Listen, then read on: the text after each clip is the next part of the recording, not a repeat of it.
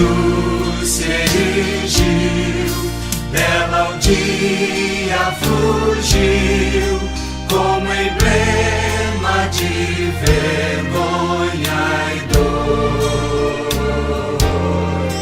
Mas contempla essa cruz, porque nela Jesus deu a vida por mim, pecador. Sim, eu amo a mensagem da cruz. Até morrer eu a vou proclamar. Levarei eu também minha cruz, até por uma coroa trocar. Desde a glória dos céus, o Cordeiro de Deus ao Calvário humilhante baixou. Essa cruz tem pra mim atrativo sem fim, porque nela Jesus me salvou. Sim, eu amo a mensagem da cruz. Até morrer eu a vou proclamar. Levarei eu também minha cruz, até por uma coroa trocar. Nessa cruz padeceu e por mim já morreu, meu Jesus, para dar-me perdão. E eu me alegro na cruz, dela vem graça e luz para minha santificação.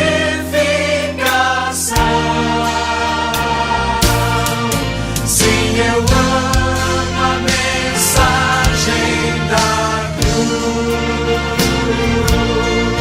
Até morrer eu a vou proclamar. Levarei eu também minha cruz, até por uma coroa trocar.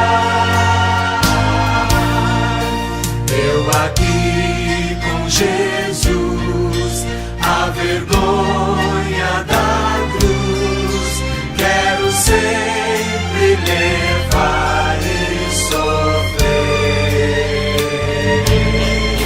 Cristo vem me buscar e com Ele no lar uma parte da glória hei de ter. Sim, eu amo a mensagem da cruz. Até morrer eu a vou proclamar. Levarei eu também minha cruz, até por uma coroa trocar.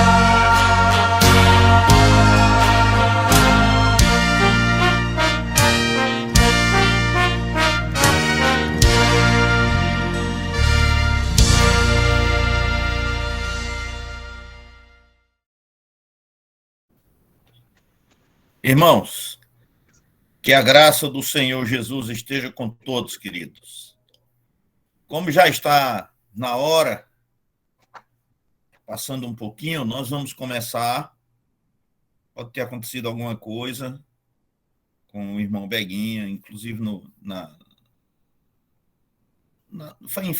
em logar, né? Enfim, nós vamos começar o trabalho do Senhor nesta noite e eu vou pedir a Alexandre para fazer a leitura de um texto escolhido por ele, ou o Salmo 133, se ele preferir. Em seguida, vou pedir ao nosso irmão Clibanês para fazer uma oração. Amém, irmãos. Pastor, o estudo hoje é sobre... O estudo de hoje é sobre a segurança dos salvos. Então eu vou ler um texto relacionado, pode? Pode? Pronto, então graça e paz a todos os irmãos. Eu vou ler um texto relacionado que está no Evangelho de Jesus Cristo, escrito por João, capítulo de número 10. Capítulo de número 10. Se os irmãos quiserem acompanhar. E o versículo de número 27 até o 29. 3 versículos. Capítulo 10, versículo 27 e versículo 29. Fazendo relação com o estudo de hoje. Diz assim o texto: As minhas ovelhas ouvem a minha voz e eu as conheço. Elas me seguem. Eu lhe dou a vida eterna e jamais perecerão. E ninguém as arrebatará da minha mão. Aquilo que meu Pai me deu é maior do que tudo. E da mão do meu Pai ninguém pode arrebatar. Amém. Amém, meus irmãos, oremos. Senhor Deus e Pai, te agradecemos por essa quinta-feira, Senhor. Te agradecemos por ter até aqui o Senhor ter nos sustentado. Te agradecemos por tuas ricas misericórdias, Pai. Somos pecadores, carecemos de Ti, carecemos da Tua graça, Senhor. Te pedimos perdão nesse momento, Senhor, pelos nossos atos, Senhor. Cerramos contra Ti, Pai, por palavras, por ato, por omissão, Senhor. Nos ajuda a entender Tua palavra. Nos ajuda a absorver o estudo de hoje, Senhor, para que possa ser fixado na nossa mente e a gente possa propagar, Pai, aquilo que escutamos, Senhor. Seja com a vida do mensageiro desta noite, Pai, o pastor Saul, Senhor. Em nome de Jesus, lembra a ele todo o estudo que ele teve, Pai, cada palavra, cada meditação, Senhor. Que suas orações, Pai, possam vir à tona, Pai, neste momento, Senhor. Seus estudos, Pai. Em nome de Jesus, que sua palavra nesse momento possa fluir, Pai, no nosso ser, no nosso coração, na nossa mente, Pai. Possa ter um renovo, Pai, de pensamentos, Pai, um renovo de mente, Senhor. Em nome de Jesus, nos agracia, Senhor, com o entendimento, Pai, da tua Sagrada Escritura. Assim te oramos, te agradecemos, Pai. Em nome de Jesus Cristo, amém. Amém, queridos. Irmãos, eu vou botar uma música agora e gostaria que os irmãos prestassem atenção à letra desta música, porque ela tem tudo a ver com o nosso estudo de hoje. Vamos ouvir.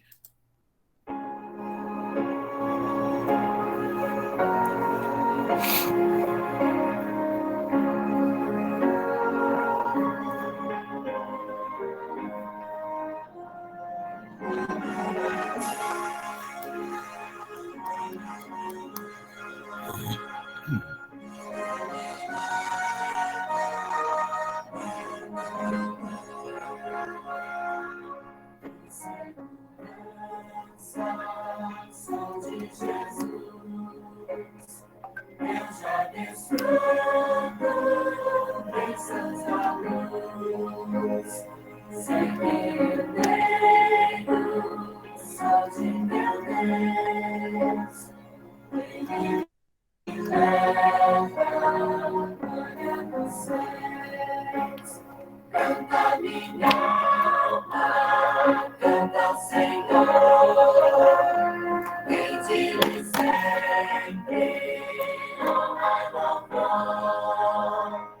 Canta minha alma, canta ao Senhor. Bendito sempre,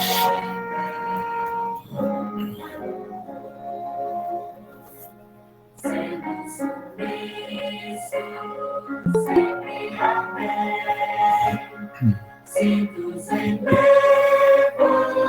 muros da lei, anjos descendo, trazendo amor, ecos da graça, bênçãos do amor.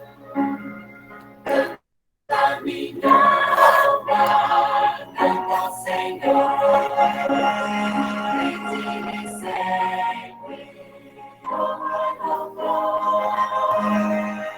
Canta minha alma, canta ao Senhor, bendito sempre, honra louvor. Sempre vivendo sem grande amor, e regozijo em meu Salvador, esperançoso, vivo na luz, muita vontade em Jesus.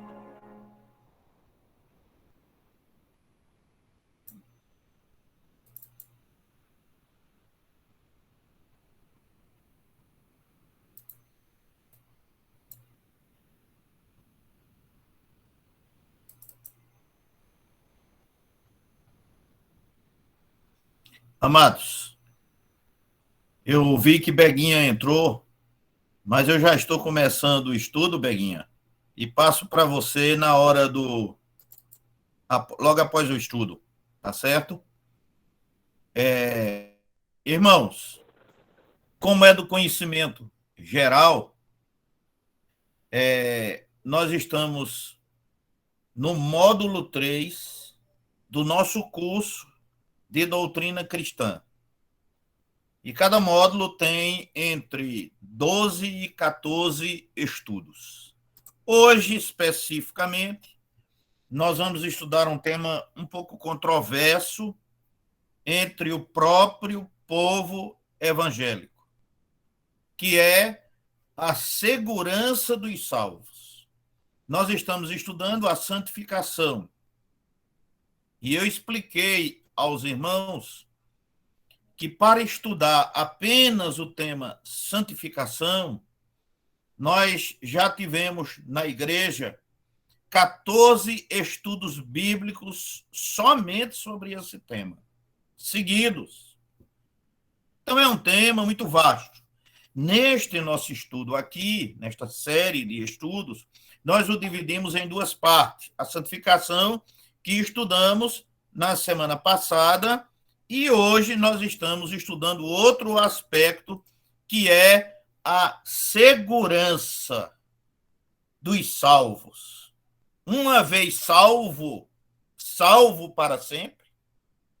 Ou será que eu posso estar salvo hoje e cair amanhã e perder a minha salvação? Este é o tema que nós vamos estudar hoje. E espero que, ao final, nós possamos sair daqui, desta live, irmãos, com a convicção de que nós estamos seguros no Senhor. E o texto coincide com o texto lido por Alexandre. Vamos ler João, capítulo 10, versos de 22 até o verso 30. Já lemos aí a partir do 27 e 28, conforme já foi feito na parte devocional pelo irmão Alexandre, mas nós vamos ler esse texto. Vou pedir aos irmãos que mantenham a Bíblia aberta nesse texto. João, capítulo 10, versos de 22 até o verso de número 30. assim nos diz a palavra, queridos. Em Jerusalém havia a festa da dedicação, e era inverno. E Jesus andava passeando no templo, no alpendre de Salomão. Rodearam-no, pois, os judeus e disseram-lhe: até quando terás a nossa alma suspensa? Se tu és o Cristo, dize-nos abertamente. Respondeu-lhe Jesus: já vos tenho dito e não o credes.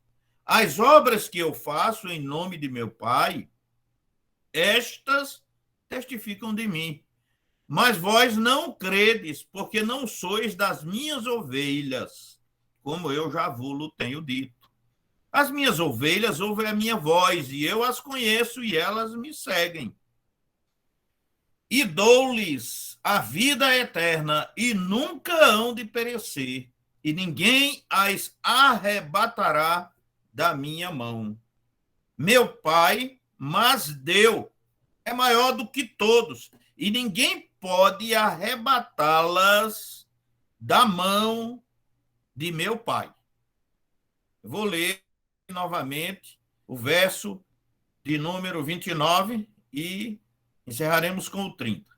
Meu Pai, que mas deu, é maior do que todos, e ninguém pode arrebatá-las da mão de meu Pai. Eu e o Pai somos um.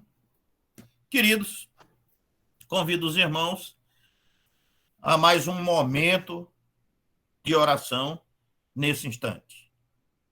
Nosso Deus e Pai, neste momento que nos preparamos para ouvir a Tua palavra, Senhor, nós te rogamos que Tu seja o nosso instruidor e que possamos compreender as palavras que Tu escreveste aqui por intermédio do Teu servo João. Que possamos compreender e que possamos saber, acima de tudo, que temos segurança, porque Deus não permite que ninguém arrebate os seus filhos, arrebate os seus servos de suas mãos. É em nome de Jesus que nós te oramos. Amém. Irmãos, os versos 27 e 28 diz assim: as minhas ovelhas ouvem a minha voz, eu as conheço e elas me seguem. Eu lhes dou a vida eterna, jamais perecerão eternamente. E ninguém as arrebatará da minha mão.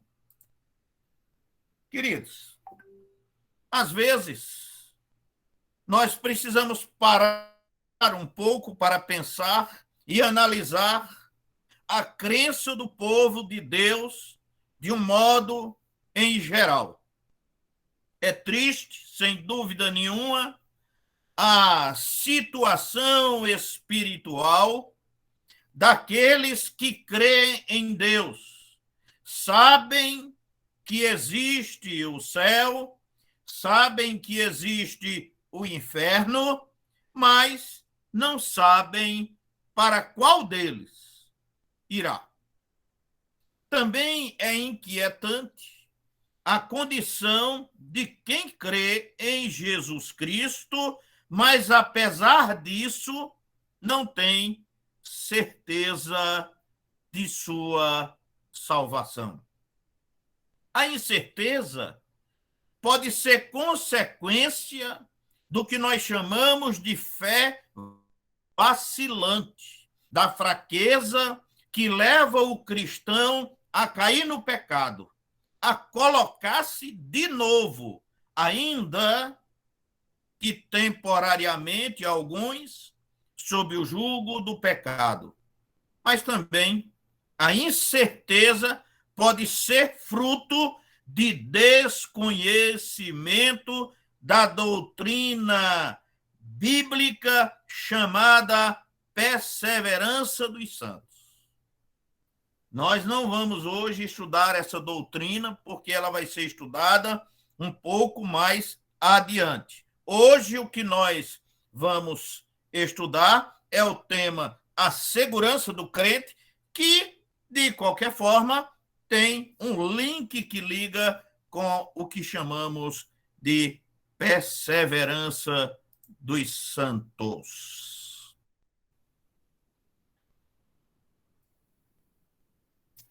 Amados, o texto faz referência à festa da dedicação.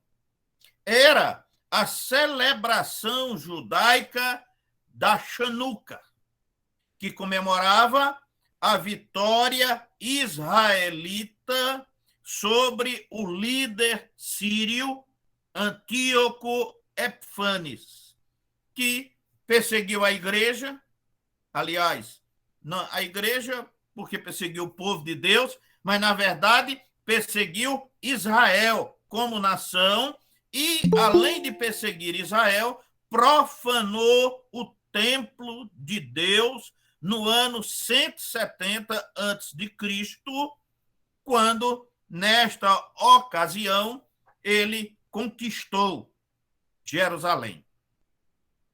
No verso de número 20, temos uma pergunta que tem o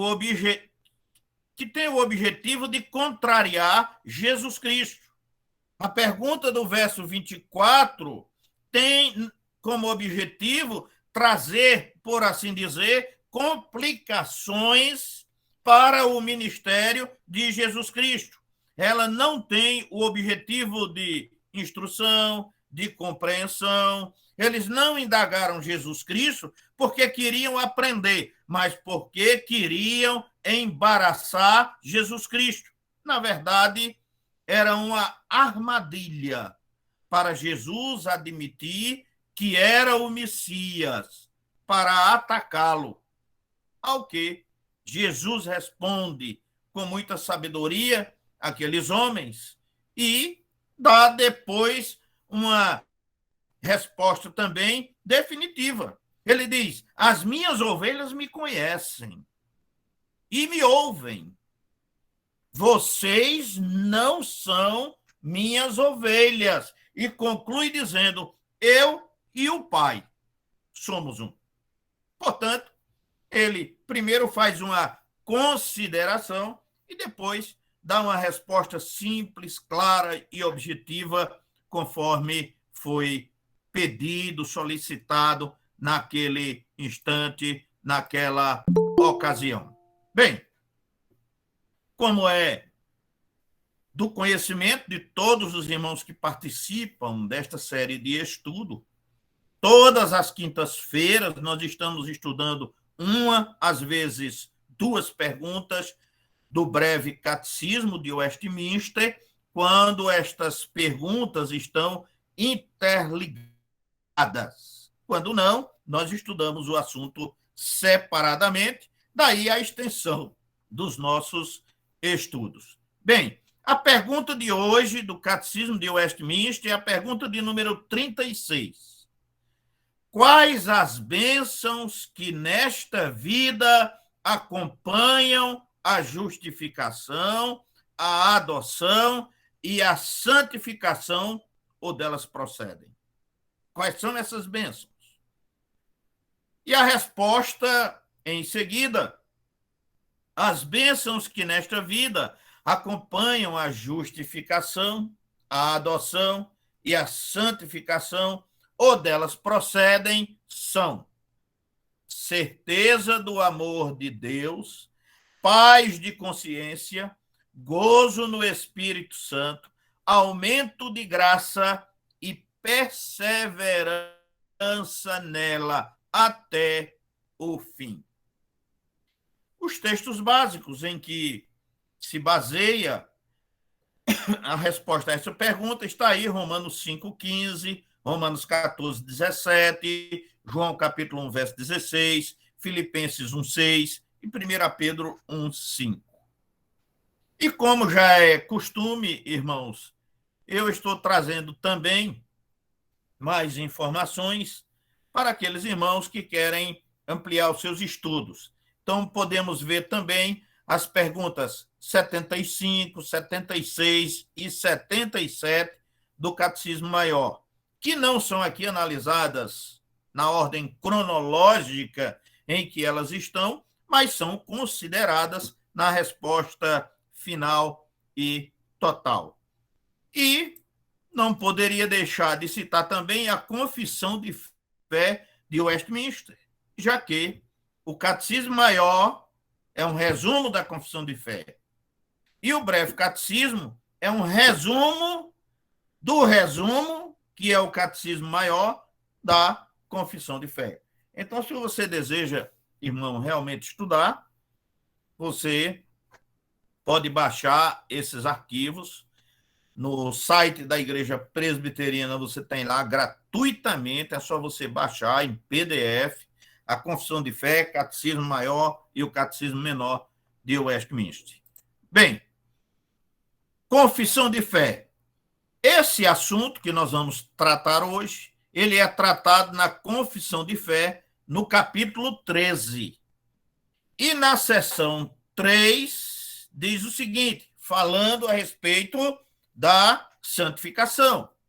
Santificação, estudamos semana passada e estudamos as seções 1 e 2. Seção 3 diz assim, nessa guerra, e eu botei entre aspas, processo de santificação, ainda que a restante corrupção prevaleça por algum tempo, contudo, através de um contínuo suprimento de força por parte do Espírito Santificante de Cristo, a parte regenerada vence. Assim, os santos crescem na graça, aperfeiçoando sua santidade no temor de Deus.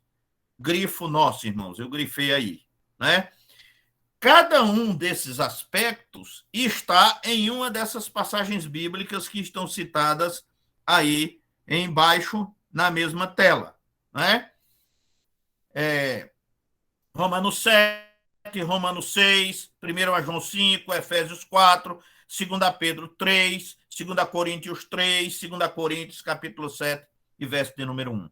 Então, é aconselhável que os irmãos, após esse estudo, possam fazer a leitura desses textos. E é por isso mesmo que eu os coloco aí. Até porque essa live está sendo gravada, você pode rever posteriormente e pode copiar esses textos para que você possa estudar. Claro, eles também estão mencionados na Confissão de Fé, no Catecismo Maior e no Breve Catecismo de Westminster. Muito bem, irmãos. Como é de conhecimento geral, nós escolhemos um texto e é todo o estudo baseado em cima desse texto, evidentemente. E nós costumamos analisar o texto, destacar o texto básico. O texto básico de hoje é aquele que a gente fez a leitura, irmãos. João, capítulo 10, versos de 22 até o verso de número 30. Vamos observar o que o apóstolo João escreve aqui para nós e a simplicidade com que ele escreve para a igreja do Senhor. Ele começa considerando o tempo, verso de número 22. Era a festa da dedicação e também era inverno. Certos detalhes das narrativas bíblicas, como este, mostram a maneira espontânea do narrador e, obviamente, atestam também a sua genuinidade. Mostra a sinceridade com que ele está escrevendo e também a simplicidade. Então, ele faz um contexto histórico aqui para nós. Né? Ele diz, olha, era o inverno e era também o dia da festa da dedicação. Em segundo momento, no verso de número 23, ele considera a respeito do templo. O templo, irmãos, era o que existia de mais importante para a nação de Israel. Era a presença de Deus no meio do seu povo. Então, o templo não era assim um lugar qualquer, era um lugar especial, era um lugar de muito respeito para todos os judeus. E João aqui faz uma referência à notável construção e que ela despertava o desejo de conhecer o templo em todas as suas partes. Então, o templo era uma construção especial e que todo judeu tinha o desejo de, pelo menos, conhecê-lo integralmente. Jesus o fazia também com seus apóstolos e com os seus discípulos. E ele diz até um detalhe bem especial. Jesus estava caminhando no alpendre de Salomão. Ele localiza um lugar especial onde ocorreu esta interrogação de Jesus, que acontece no verso seguinte, que é o verso de número 24, o interrogatório a Jesus. Rodearam-no, cercaram-no, estavam em volta dele. Muitas vezes os judeus manifestaram interesse em ouvir de Jesus o que ele diria sobre a sua pessoa e o que ele diria também sobre a sua missão. Quem era Jesus e o que ele deveria fazer. Estes, entretanto, tinham sua alma suspensa, porque até agora não haviam decidido aceitar o que Jesus já dissera em outras ocasiões. E é por isso que Jesus diz, vocês não são minhas ovelhas. A falta de simpatia também impede as pessoas de compreenderem e aceitarem a verdade.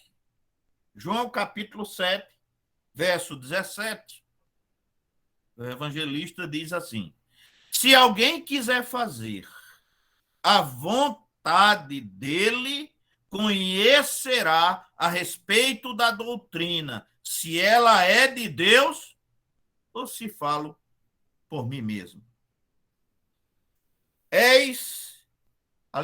Se és o Cristo, diz ele, né, o Messias, quando ele fala aqui em Cristo, ele está falando do Messias, aquele que era esperado, aquele de quem os profetas falaram, o Filho de Deus. Se és o Messias, o que eles entendiam por Messias não era um servo sofredor, não era um varão de dores, não era uma ovelha muda levada ao matadouro, mas um que restaurasse o reino de Israel. Eles aguardavam e queriam um Messias conquistador, e não um Messias que viesse morrer como ovelha muda. Até mesmo após a sua ressurreição, no dia da ascensão, discípulos dele lhe perguntaram, será este o tempo em que restaures o reino a Israel? Atos, capítulo 1, verso 6.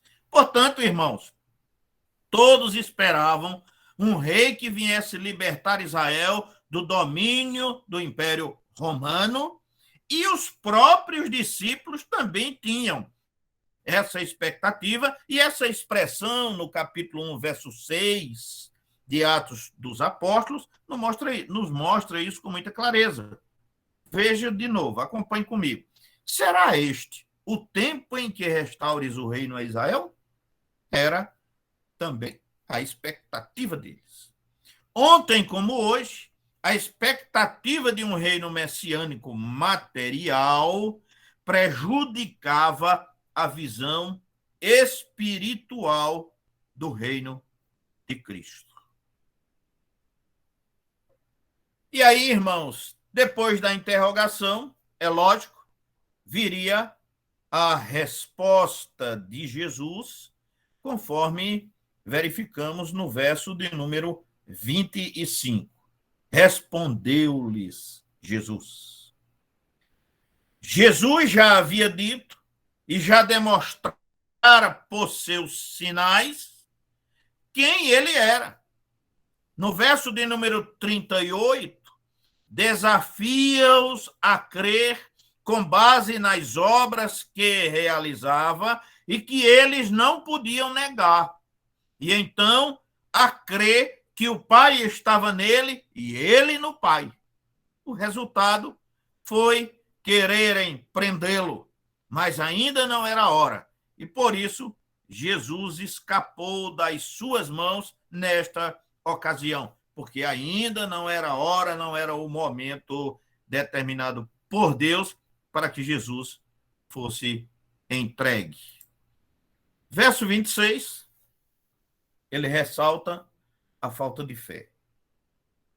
Jesus, irmãos, não agia politicamente, tentando agradar os outros e, ao mesmo tempo, poupar-se. Não usava meias palavras.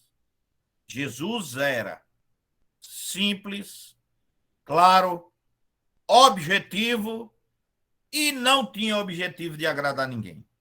Olha o que ele diz. Vós não credes, porque não sois das minhas ovelhas. Cada ovelha conhece a voz do seu dono. Jesus dava uma resposta clara para eles. Vocês não são minhas ovelhas. Vocês não fazem parte do grupo que acredita, que crê, que confia em Jesus Cristo como Filho de Deus. O ouvir a Jesus fica ressaltado, já começa aqui e vai também para o verso 27. A voz de Cristo é inconfundível para as suas ovelhas. Elas e só elas o seguirão e não serão enganadas. Versos 4 e verso 5 desse mesmo texto também fala a esse respeito. E, finalmente, que é justamente o tema que nós estamos tratando hoje com os irmãos, vem a garantia. Verso de número 28. Ele diz, dou-lhes a vida eterna.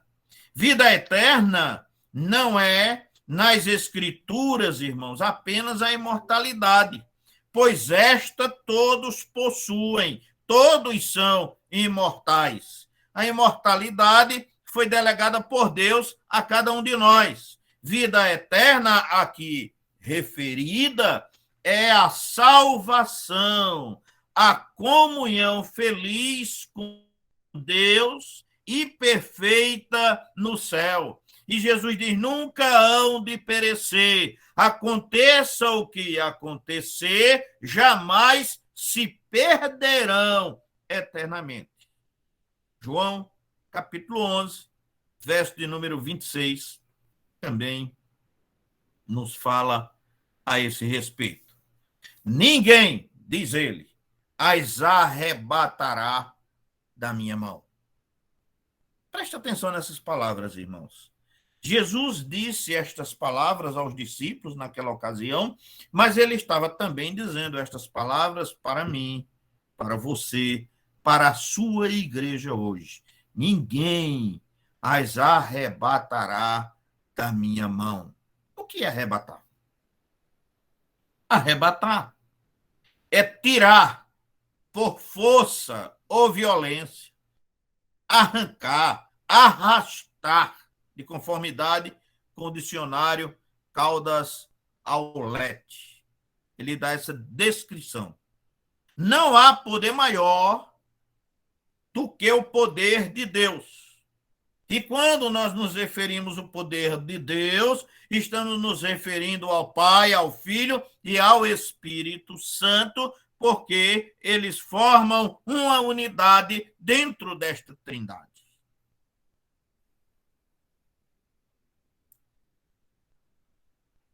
O fiador, verso de número 29. Aquilo que meu Pai me deu. É isso que Jesus diz. No conselho da Trindade, na aliança da redenção, que já estudamos, o Pai deu a Cristo aqueles que ele chama de minhas ovelhas. O Pai tem a autoridade e poder para decidir e agir como quiser. E como é o Senhor Supremo, ninguém pode tomar o que é dele. Daí, irmãos, a questão da nossa segurança. Ninguém pode nos tirar de Deus. Ninguém pode tirar aqueles que são do Senhor.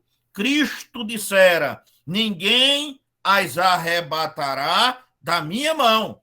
Agora diz: da mão do meu Pai ninguém pode arrebatar. Entenda bem? Jesus está dizendo: ninguém arrebata da minha mão. E em seguida ele diz agora, no final do texto: da mão do meu Pai ninguém pode arrebatá-las. As duas afirmações mostram que o Pai está nele e ele está no Pai. Jesus Cristo é o Pai e o Pai também é o Filho. Eles são uma só pessoa. Ambos são um só Deus, inseparáveis, idênticos em sua substância essencial. Aqui você tem, irmãos, um rápido relato e uma rápida análise do texto que serve de base para o nosso estudo de hoje. Bem, agora nós adentraremos a questões doutrinárias propriamente ditas, ou o que nós qualificamos de destaques doutrinários. Primeiro, o que a Bíblia diz a esse respeito? Lembre-se que nós estamos estudando a respeito da segurança dos salvos. Pois bem, a partir daí, o que o Velho Testamento diz? Amados, o Salmo 23 nos fala de Deus como o nosso pastor. Fala do cuidado do pastor com a alimentação, a segurança e a saúde das ovelhas, e de como para sempre as ovelhas vão habitar na casa do pastor. Olha como é interessante. Nada diz o Salmo 23 sobre o que a ovelha faz. Apenas lembra a sua confiante submissão e obediência à voz do pastor. A lição final é clara. A ovelha vai habitar para sempre na casa do Senhor, porque é o Senhor quem cuida dela. E ele não falha. Jeremias, no capítulo 32 e no verso 40, nos diz assim: farei com eles aliança eterna, segundo a qual não deixarei de lhes fazer o bem, e porei o meu temor no seu coração, para que nunca se apartem de mim. Olha que lições preciosas, irmãos, Jeremias traz para nós. É tão precioso que eu vou repetir. Jeremias, capítulo 32, verso 40. farei com eles aliança eterna, segundo a qual não deixarei de lhes fazer o bem, e porei o meu temor no seu coração, para que nunca se apartem de mim. Note-se que Deus fala do que ele ia fazer, e não do que o homem teria de fazer. O resultado é que nunca se apartam de mim, nunca se apartam dele. É ele que faz tudo.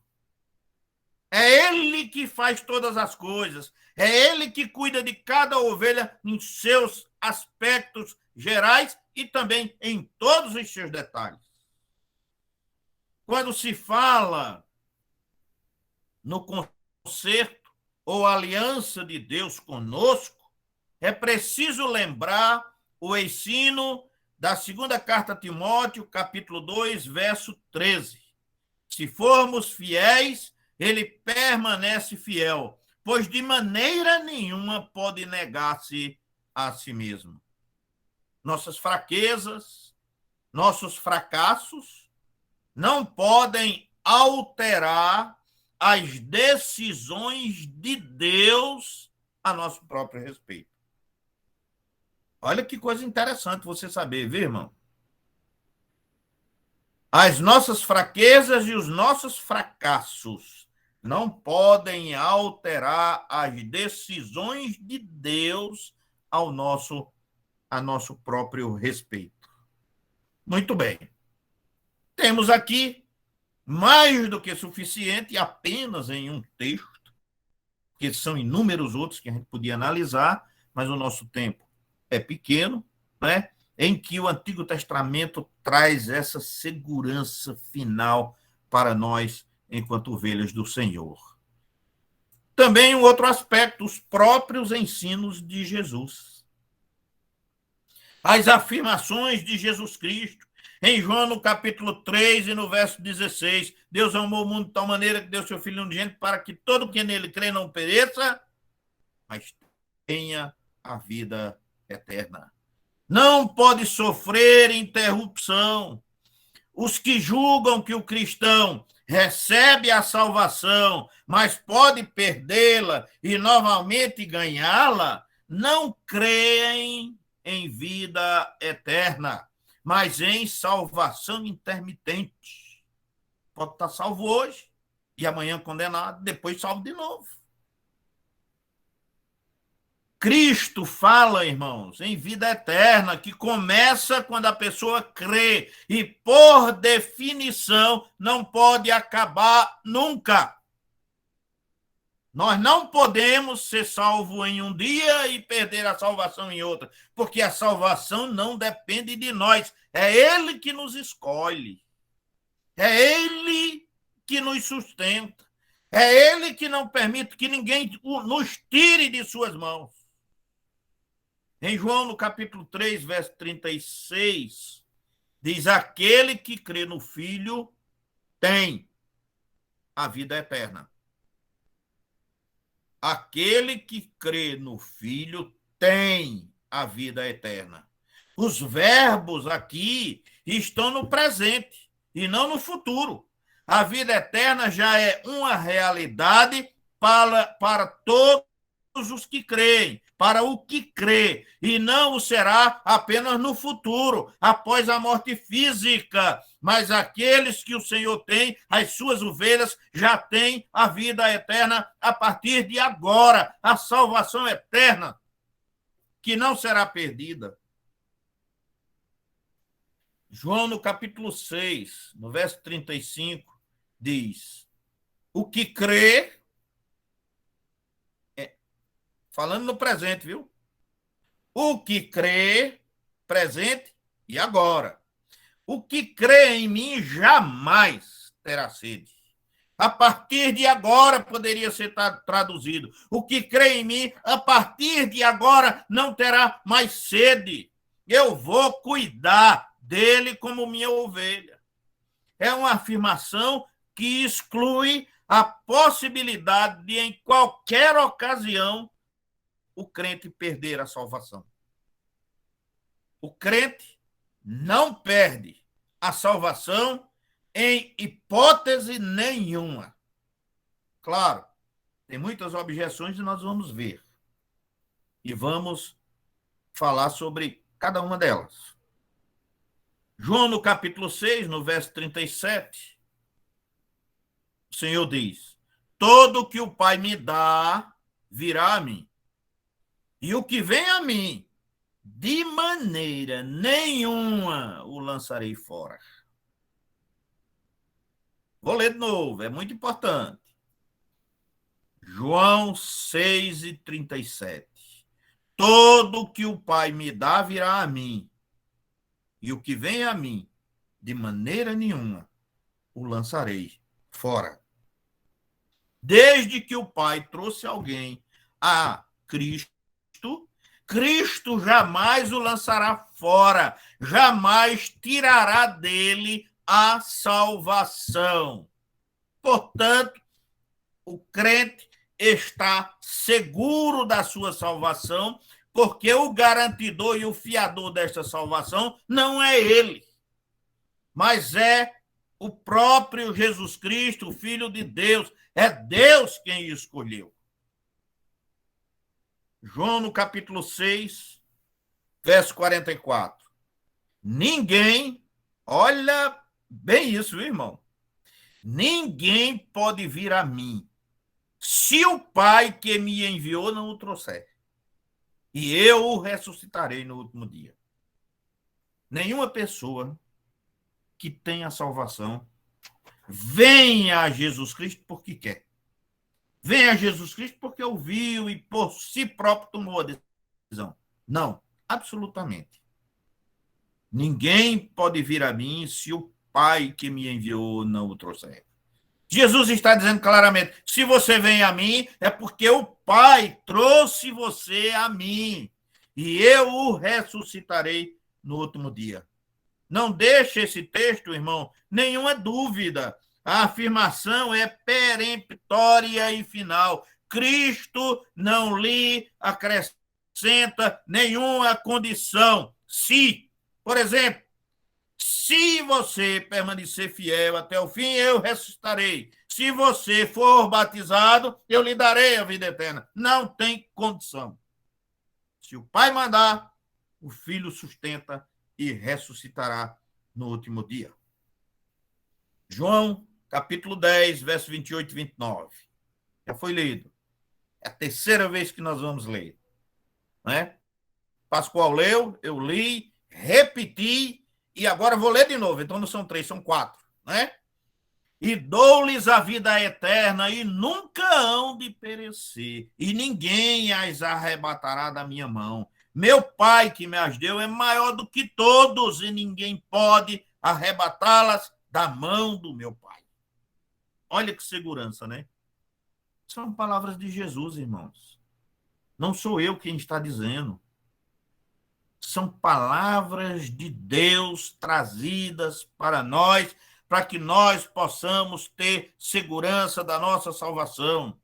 Aqui está a razão da segurança do cristão. Ele está seguro pela mão de Cristo e do Pai. Se fôssemos nós que com toda a nossa fragilidade segurássemos nas mãos de Deus, certamente cairíamos da salvação. Mas o que Cristo diz é diferente. Deus é quem nos segura em suas mãos.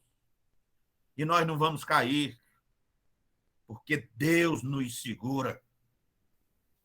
Marcos 13:13. Aquele que perseverar até o fim. Cristo não está dizendo que poderá ser salvo quem perseverar. Não fala de uma possibilidade, mas de uma certeza, quando diz esse será salvo. A perseverança é, na verdade, a evidência da salvação e não uma condição para a salvação. Aí vai surgir uma pergunta: e aqueles que vêm e que vão? Isso aí nós vamos discutir um pouquinho mais adiante, né? Quando vamos falar de perseverança. Né? Vamos falar um pouquinho hoje de perseverança. Há alguns que vêm para a igreja, parecem convertidos, estão lá alegres, até cantam no coro, até prega, não é? E depois desaparece, vão embora e não volta mais. É porque estes não são de Deus. E nós vamos ver isso mais adiante. Mas pode uma pessoa que não é de Deus até pregar? Claro que pode. Uma pessoa que não era de Deus era um discípulo de Jesus, era um apóstolo que foi Judas. Não é? Muito bem. Essa é a metodologia. Então, vimos aí que o Antigo Testamento nos assegura, que os ensinos de Jesus nos assegura e também os ensinos apostólicos. As afirmações dos apóstolos divinamente inspirados. Paulo diz na segunda carta a Timóteo, capítulo 1, verso 12, porque eu sei em quem tenho crido e sei que ele é poderoso. Poderia alguém dizer que se trata aqui do grande apóstolo Paulo e que por isso ele podia ter esta certeza? A verdade é que o grande apóstolo Paulo não era, irmãos, nenhum super-homem, mas era como nós. E tudo o que em Cristo foi possível para ele é possível também para nós. Basta que a gente dê os mesmos passos que deu o apóstolo Paulo, que a gente faça como ele fez, que a gente tenha o preparo que ele teve, inclusive espiritual. 2 Timóteo, capítulo 4, versos 7 e 8. Eu vou ler apenas pequenas partes aqui para os irmãos, né? Combati o bom combate, terminei a carreira, guardei a fé, já agora me está proposto a coroa. Tornara-se Paulo um homem impecável, infalível? De modo nenhum. Nem está ele se vangloriando, mas nos está dando testemunho de sua fé, bem como de sua certeza, para que as tenhamos igualmente. Paulo está dizendo, irmão, não tema. Irmão, fique tranquilo, porque terminada a sua vida, você vai receber a coroa que está proposta, preparada, pronta para você, e que você já a tem hoje pela fé, até o dia que a receberá em definitivo. É isso que Paulo está dizendo para nós. Ele não quer aqui se vangloriar, eu sou o santo. Não. Ele quer que eu e você tenhamos segurança do que cremos. 1 João, capítulo 2, verso 19, fala a respeito daqueles que vêm para a igreja, que eu já me referi anteriormente, né? Que cantam, que oram, que fazem aquele barulho todo, que chamam a atenção para a sua fé, que pregam, trazem mensagens de poder, mas depois se distanciam, vão embora e se separam, né? João diz, saíram de nós, mas não eram de nós. Se fossem de nós, ficariam conosco, mas isto é para que se cumprisse que não são todos de nós.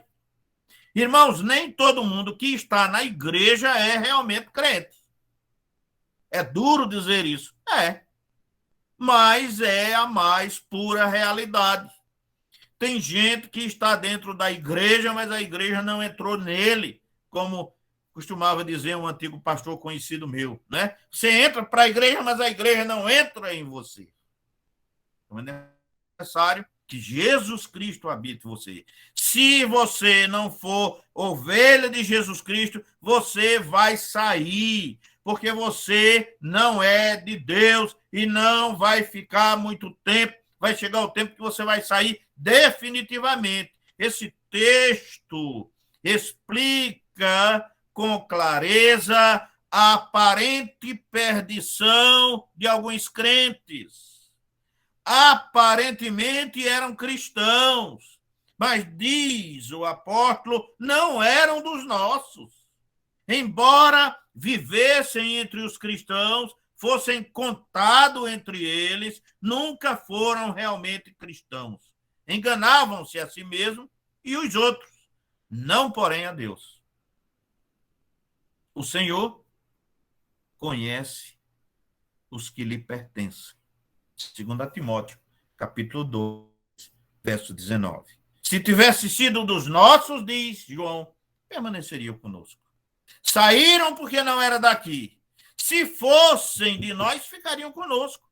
Mas isto é para que se cumpra que não são todos de nós. A marca e a certeza que alguém é realmente do número dos filhos de Deus é a perseverança, é a permanência.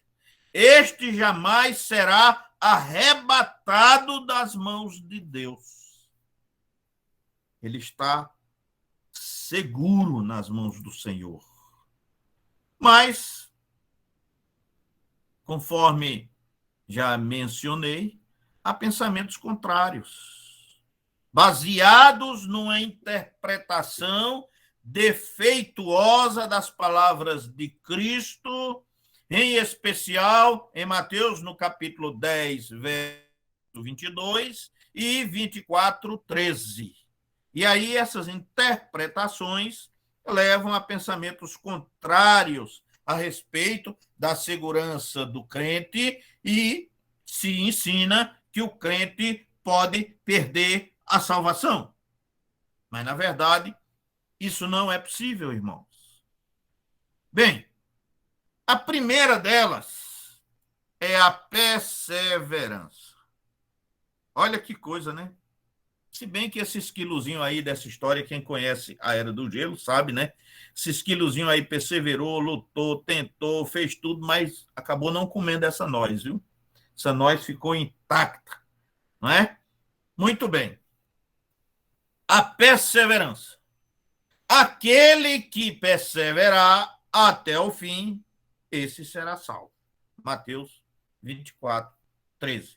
Alguns afirmam que o cristão pode perder a salvação, porque não tem em si mesmo condições de perseverar.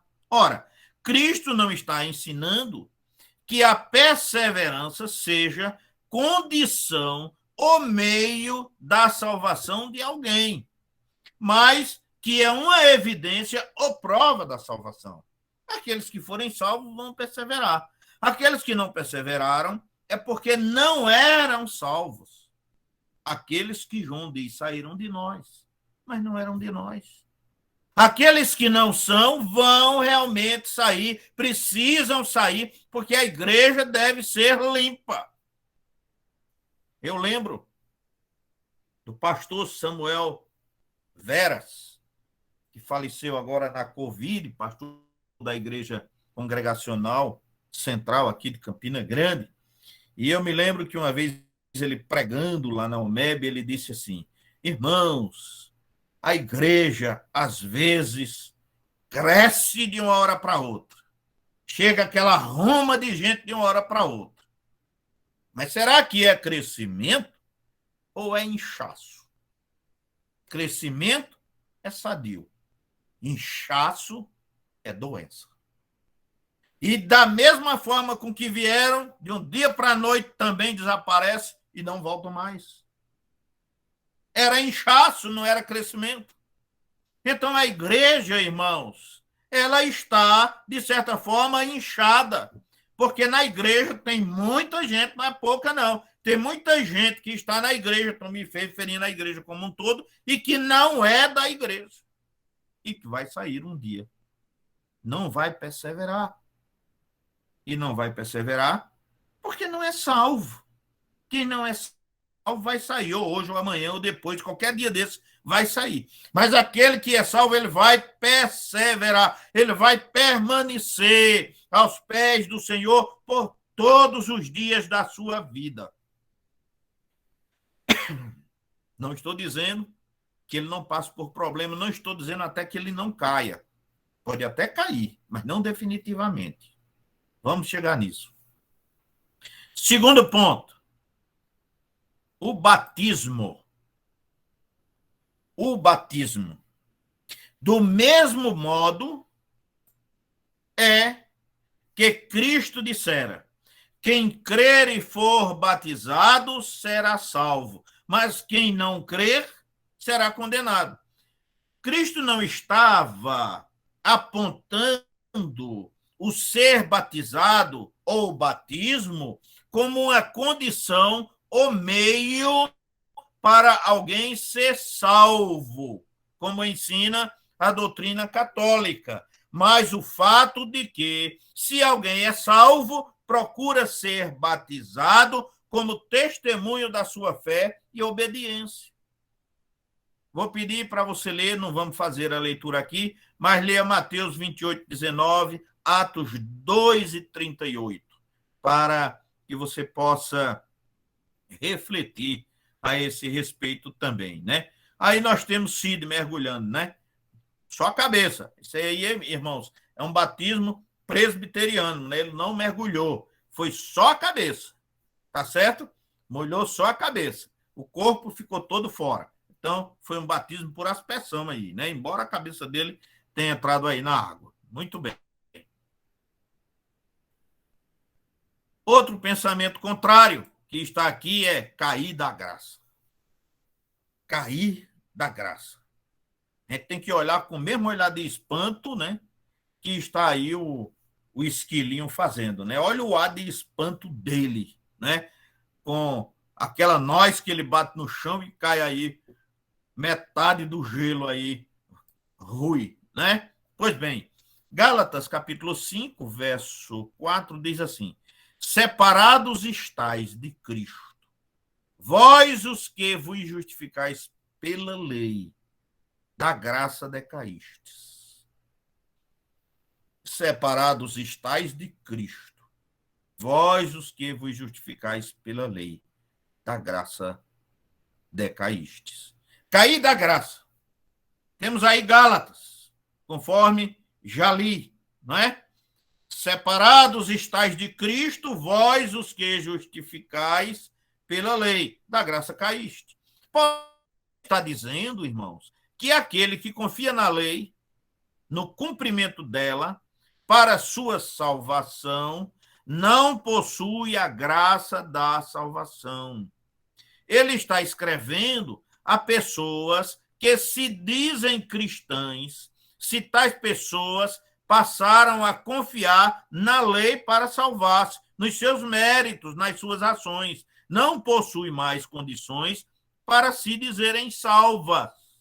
Ele está afirmando que elas eram... Aliás, ele não está afirmando, na verdade, que elas eram salvas antes, mas as está deixando consciente de que, tendo crido na graça, estavam agora fora da condição. Na realidade, ele não sabe se algum dia elas chegarão a estar salvas, no estado de graça. Gálatas capítulo 4, verso 11, olha o que ele diz: receio de vós tenha eu trabalhado em vão.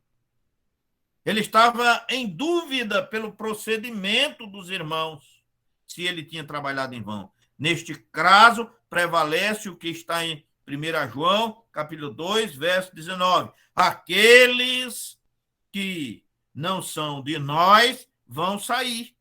Aqueles que não são filhos de Deus não vão ficar na igreja. Vão realmente sair. E não vão sair porque caíram da fé e caíram da graça. É porque nunca tiveram a fé e a graça genuína não operou na sua vida. E é necessário que eles saiam. É por isso, irmãos, que a igreja presbiteriana, ela respeita muito a vontade dos irmãos. Ela não insiste para que os irmãos fiquem na igreja presbiteriana. E aí ela concede carta de transferência para os irmãos para onde eles quiserem ir, sem nenhuma dificuldade. Falando da sua condição atual com a igreja, que é membro e etc., coisa e tal. Porque a Bíblia é clara, só vão ficar aqueles que são do Senhor. Também não estou afirmando que só a igreja presbiteriana tem o mônus da salvação. Também não estou afirmando que aqueles que saem da igreja presbiteriana para outra não serão salvos. Não estou dizendo isso. Mas estou dizendo que muitos sairão. E sairão para o mundo. Cairão, por assim dizer. Porque já eram do mundo. Na nossa visão, eram crentes hoje e não são amanhã. Mas na visão de Deus, eles nunca foram crentes. Porque aqueles que são crentes, que são salvos, que pertencem ao Senhor, eles não cairão definitivamente. Terceiro aspecto, confirmações. Vamos ver alguns exemplos bíblicos. A Bíblia tem exemplos bíblicos de pessoas que Deus chamou, que vieram para a igreja, que vieram para o povo de Deus e depois caíram? Claro, tem, não são poucos não, são muitos, não é? Mas não caíram definitivamente. Olha o que eu estou dizendo, viu, irmão? Eu não estou dizendo que o crente não peca. Não estou dizendo isso. Mas estou dizendo que o crente não peca indefinidamente. Ele pode até pecar, ele pode ser disciplinado, ele pode passar por todos os processos que precisem, mas ele vai retornar porque ele é de Deus. Ele vai ser restaurado. Nós temos um exemplo bem patente aqui, que é o caso do rei Davi. Era homem crente, segundo o coração de Deus, Atos 13, 22.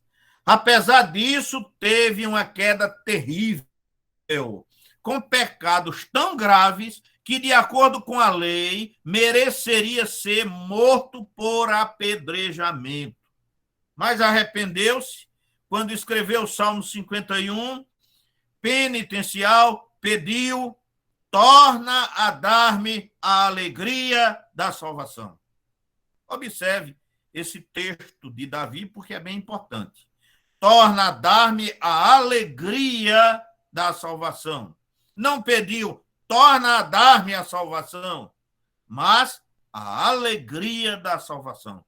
Pois a perde o homem em pecado, ou porque passa a duvidar da salvação, ou simplesmente porque o pecado, ainda não perdoado, lança sombras e tristezas sobre o coração do crente.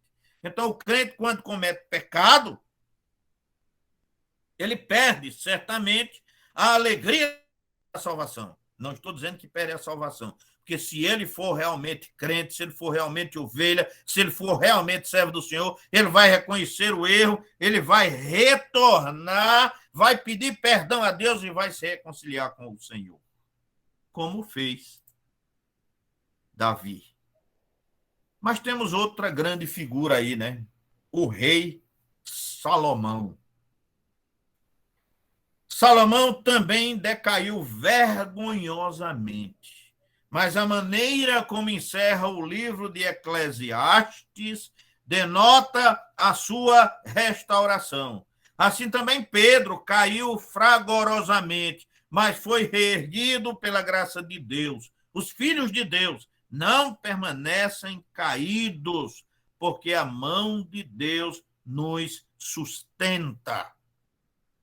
Se cair, volta e restaura-se, porque Deus é poderoso. Resumo. Duas grandes bênçãos que acompanham a salvação. A certeza dela e a sabermos que jamais a perderemos. Preste atenção nisso, viu, irmão? O crente precisa ter a certeza da salvação e saber que jamais a perderá. Porque é Deus quem o sustenta. Não é ele que sustenta Deus, não. É Deus que sustenta ele. A razão dessa permanência ou perseverança na salvação não está em nossa fidelidade, tão frágil, tão instável, mas na fidelidade de Deus e na sua decisão de salvar-nos. 2 Timóteo, capítulo 2, verso 13. É Deus que nos salva. Não somos nós que nos tornamos merecedores da salvação, mas é Deus que nós, sem merecer, vai lá, estende a mão dele e nos salva. A palavra de Deus é bem clara ao afirmar a segurança do salvo. A aparente perdição de cristãos é apenas aparente. Se é um cristão mesmo, não permanece caído. Quando se afasta e não volta mais, é porque não era um cristão verdadeiro. Quarto ponto, irmãos. Eu estou olhando a hora ali, estou vendo que está avançado, mas eu já estou terminando. Jesus é para nós, irmãos, um pastor integral, que não dorme, que não cochila. Segundo o Salmo 121, verso 10, sim, o protetor de Israel não dorme. O protetor da igreja não dorme. O protetor da nossa fé não dorme. Aquele que nos escolheu não dorme. Ele cuida de nós em todo o tempo. Ele cuida de nós integralmente.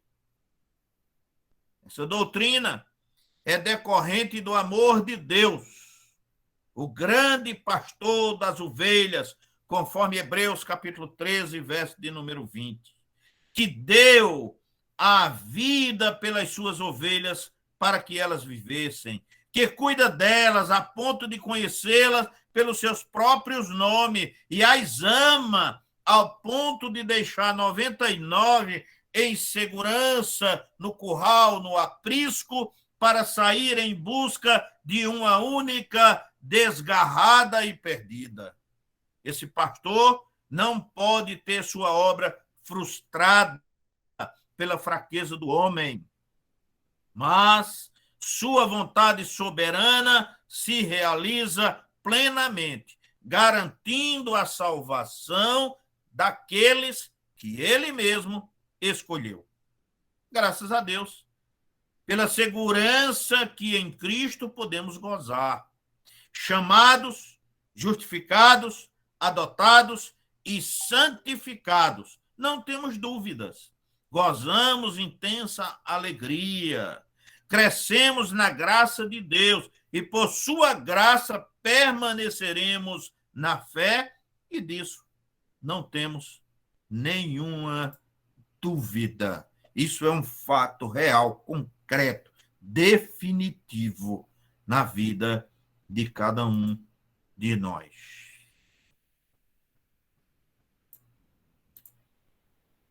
Vamos para algumas aplicações para encerrarmos este momento.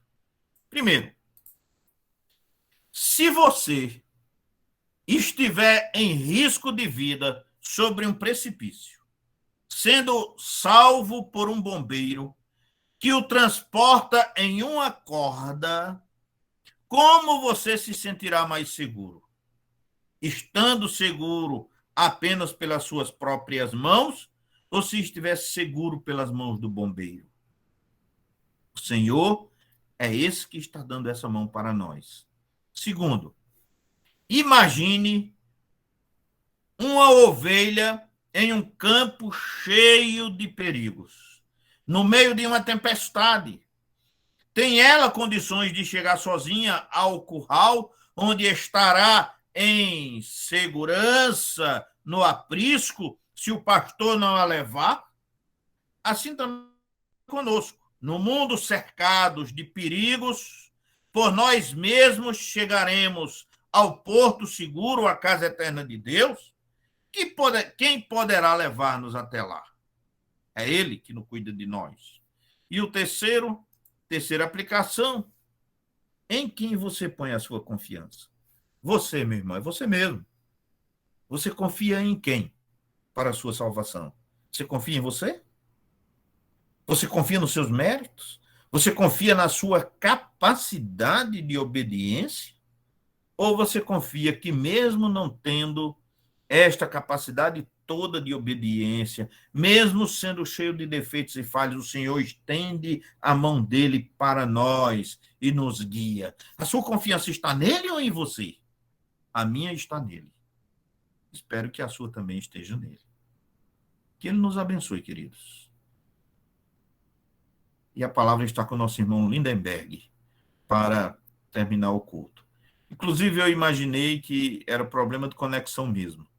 E iniciei porque estava na hora já, mas o irmão entrou e a palavra está devolvida para ele.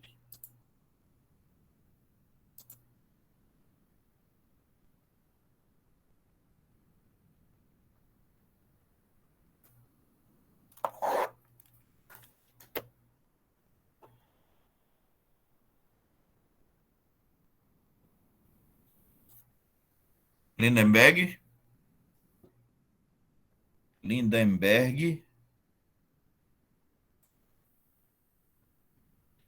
Irmãos, acredito que a conexão de Beguinha caiu também, né? Então, quero só lembrar aos irmãos que amanhã nós teremos culto de oração da SAF. No domingo, nós teremos escola dominical. Irmã Zélia vai dar a lição. À noite, no culto, pastor Davi estará pregando a palavra do Senhor. Rogamos a Deus que esteja abençoando os irmãos. E eu vou pedir a Evanilson para fazer uma oração final, terminando esse momento, e rogar a Deus que esteja abençoando os irmãos.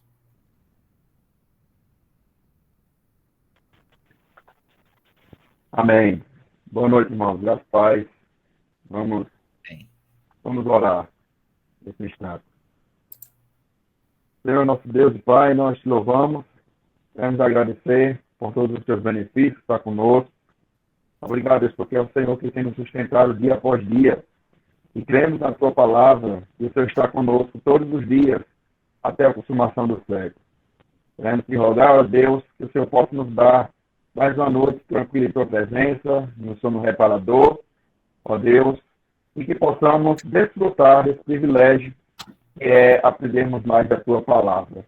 Nós te oramos, rogamos pela tua igreja, para que o Senhor possa sustentar o teu povo dia após dia, ó Deus, livrando de todo mau ensino, livrando-nos, ó Deus, de todo lobo devorador, e que nós possamos seguir firmes a voz do nosso amado Mestre.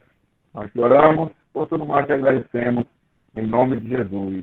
Amém e amém. Deus abençoe os irmãos, em nome de Jesus. Amém, queridos. Deus abençoe a todos, irmãos. Amém.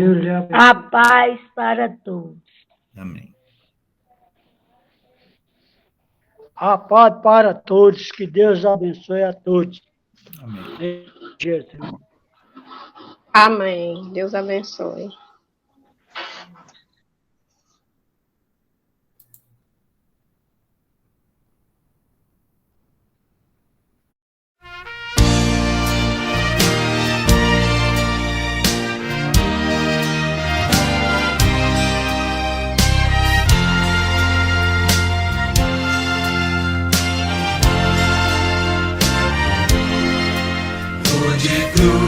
Se erigiu, dela o dia fugiu, como emblema de vergonha e dor.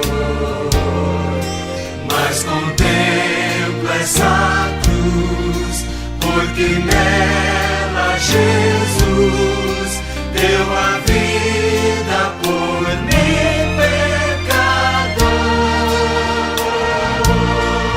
Sim, eu amo a mensagem da cruz. Até morrer eu a vou proclamar.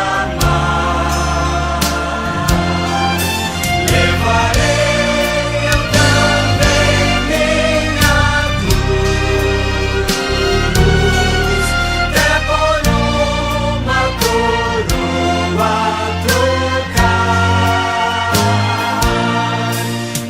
a glória dos céus, o Cordeiro de Deus, ao Calvário humilhante baixou.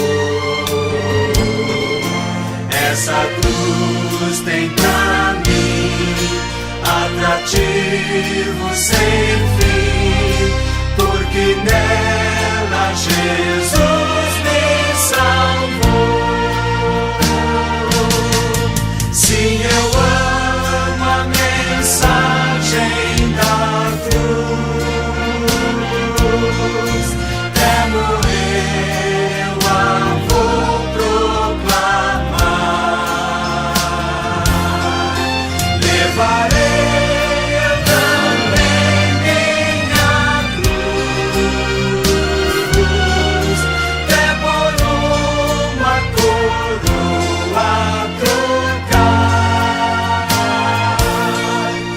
essa cruz padeceu e por mim já morreu.